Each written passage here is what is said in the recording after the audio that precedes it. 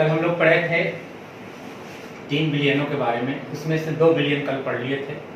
अब 1 बिलियन है द्रव का द्रव में बिलियन, लिक्विड सॉल्यूशन। द्रव का द्रव में बिलियन, यानी कि ये 2 द्रव है, 2 कंपोनेंट्स है। तो द्रव के बिलियन, यानी कि इसको द्विअंगी बिलियन कहेंगे। द्रव के बिलियन को द्विअंगी बिलियन कहेंगे। द्विअंगी बिलियनों के वाष्प दाब की माप कर एक नियम बनाया गया। इस नियम को बनाने वाला था रावल, यानी कि इसी को हम लोग किसी किताब में लिखा हो जाएगा राउल्ट्स लॉ, राउल्ट्स का नियम। तो इसको दिया था राउल्ट्स ने। उसने कहा क्या था कि बिलियन के किसी बाष्पशील अवयव, बिलियन के किसी बाष्पशील अवयव का आंशिक दाब, पार्शियल प्रेशर, आंशिक दाब, पार्शियल प्रेशर किसी भी ताप पर शुद्ध अवयव का, प्योर कंपोनेंट्स का वाष्प दाब उसके मोल प्रभाज के गुणनफल के समानुपाती होता है। कल हम लोग पढ़े थे मोल प्रभाज के बारे में कि मोल प्रभाज क्या है, मोलरता क्या है, मोललता क्या है। तो मोल प्रभाज के गुणनफल के समानुपाती होता है।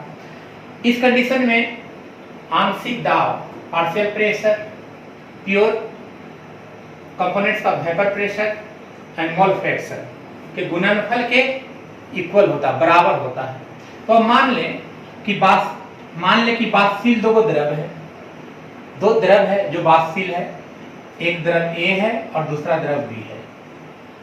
तो A का मोलों की संख्या Na, B के मोलों की संख्या Nb, A का partial pressure Pa, B components के पार्शियल प्रेशर Pb, A का शुद्ध वाष्प दाब, Pn नॉट, B का शुद्ध वाष्प दाब Pb नॉट, A का मोल प्रभाव, यानी कि A विलेय हो सकता है या विलायक हो सकता है।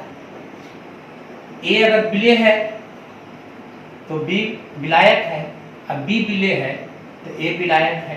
तो A का मोल प्रभाव XA और B का मोल प्रभाव XB।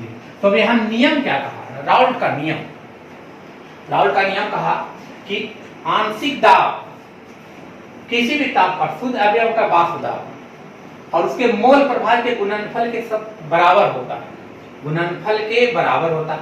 तो राउल्ट के नियम के आधार से, यानी कि आंशिक दाब देखिए Pa, तब Pa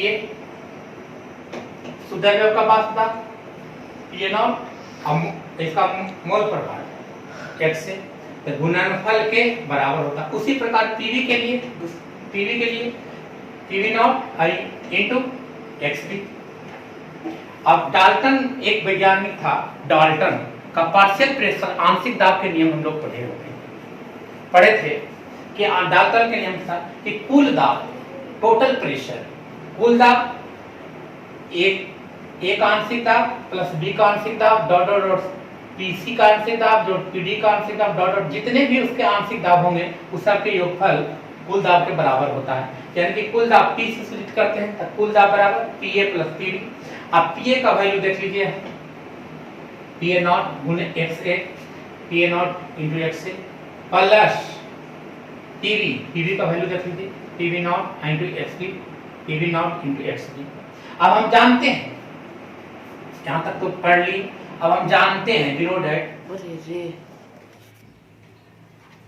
हम जानते हैं कि किसी विलयन का मोल प्रभाव, तो किसी भी विलयन का मोल प्रभाव, चाहे वो विलेय का मोल प्रभाव और विलायक के मोल प्रभाव योगफल 1 के बराबर होता है। तो हम लिख सकते हैं कि XA plus XB, XA A का मोल प्रभाव जो विलेय का मोल प्रभाव जो विलायक का मोल प्रभाव, XA plus XB equal to 1।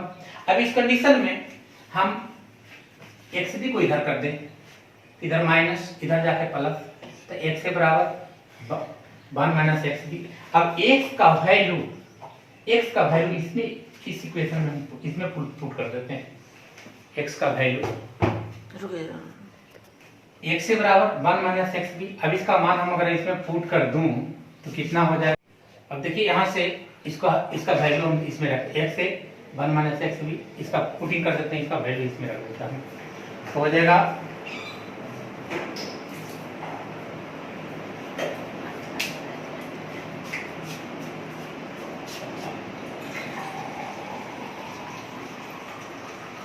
तो P equal to p A not into x के जगह अब रख देंगे 1 minus x b into plus P B not अगुने एक्स बी। अब देखिए इसको अगर मल्टीप्लाई कर दें p A not minus P A not x B plus P B not into x b. अब एक्स बी और एक्स बी दोनों में शामिल है, इसको कॉमन ले लिया जाए तो कॉमन ले लेंगे तो उस कंडीशन में हो जाएगा P equal to P B not minus P A not into x B plus P A not. अब इसी प्रकार अगर हम एक्स बी को वैल्यू निकालें तो इसको इधर करना पड़ेगा तो 1 माइनस एक्स से हो जाएगा। फिर पुनः उसी चीज को अब यहाँ एक्स बी का जगह उसका पुटिंग वैल्यू करेंगे तब पुटिंग वैल्यू करेंगे तो इस प्रकार ये समीकरण 1 बन जाएगा। उसी प्रकार उसका जब हम लोग हल करेंगे तो समीकरण ये 2 बन जाएगा। अब कब जब एक्स ए का अभी तो एक्स ए का वैल्यू मान निकालें फिर पुनः अगर एक्स बी का मान निकालते हैं तो एक्स ए को इधर करना पड़ेगा तो उस कंडीशन में फिर पुनः एक इक्वेशन आ जाएगा वो पी बराबर हो जाएगा P A not minus P B not into X A plus P B not. ये समीकरण 2 हो जाएगा। अब इस कंडीशन से हम देखते हैं कि ये राउल्ट के नियम को पालन करता है या नहीं करता है। इसको हम लोग अब जस्ट इसके यहाँ के बाद हम लोग दूसरे टॉपिक में पढ़ते हैं कि आदर्श द्विआंगी विलयन का क्लासिफिकेशन। ये राउल्ट का नियम था। इस प्रकार एपी का कुल दाब बराबर एक इक्वेशन 1 एक इक्वेशन 2। इसको हम लोग अब आगे देखेंगे तो जब हम लोग पढ़ेंगे द्विआंगी विलयन के प्रकार में तो उसमें आएगा आदर्श विलयन और अनादर्श विलयन। उसमें ये जाके दोनों समीकरण पुट होगा तो इसका ग्राफ का इक्वेशन ग्राफ को हमके वहां दिखाएगा। देखिए द्विआंगी विलयन द्रव का द्रव में द्विआंगी विलयन के प्रकार। तो द्विआंगी विलयन 2 प्रकार के हैं, एक आदर्श विलयन आइडियल सॉल्यूशन और एक अनादर्श विलयन नॉन आइडियल सॉल्यूशन।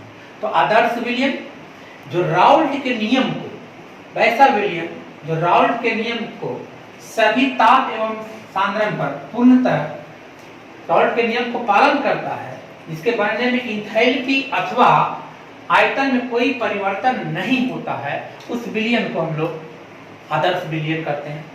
वैसा विलयन जो राउल्ट के नियम को पालन करे उसे आदर्श विलयन कहते हैं। और अनादर्श विलयन नॉन आइडियल सॉल्यूशन, वैसा विलयन जो राउल्ट के नियम को पालन ना करे उसे हम लोग अनादर्श विलयन कहते हैं। तो आदर्श विलयन के लिए राउल्ट के नियम को शर्त है कि राउल्ट के नियम को पालन करना चाहिए। एंथैल्पी में परिवर्तन वो 0 के बराबर होना चाहिए। आयतन में परिवर्तन, एंथैल्पी और आयतन में कोई परिवर्तन नहीं होता, साफ लिखा है एंथैल्पी और आयतन में कोई परिवर्तन नहीं होता। तो डेल्टा एच तो डेल्टा डीवी इक्वल टू 0। जैसे बेंजीन और टॉलिन, नॉर्मल हेक्सेन और नॉर्मल पेंटेन, इथाइल ब्रोमाइड और इथाइल, ये आपके राउल्ट के आदर्श विलयन में।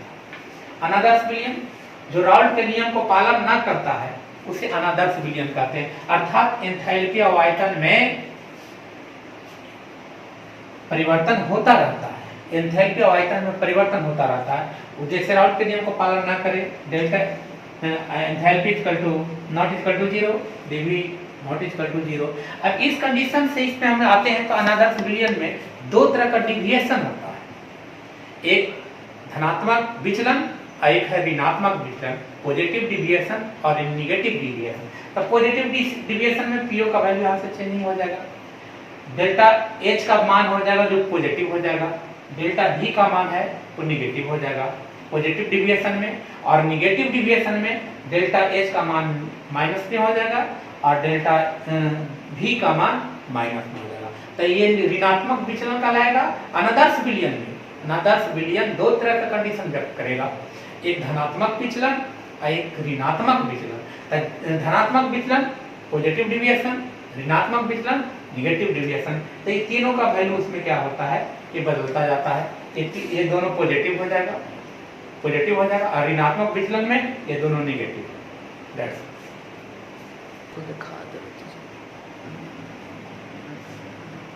जो भी छात्र मेरे चैनल को देख रहे हैं, इस चैनल को लाइक, कमेंट और सब्सक्राइब जरूर करें, ताकि मैं अगली वीडियो भी अपने चैनल पर अपलोड कर सकूं। धन्यवाद।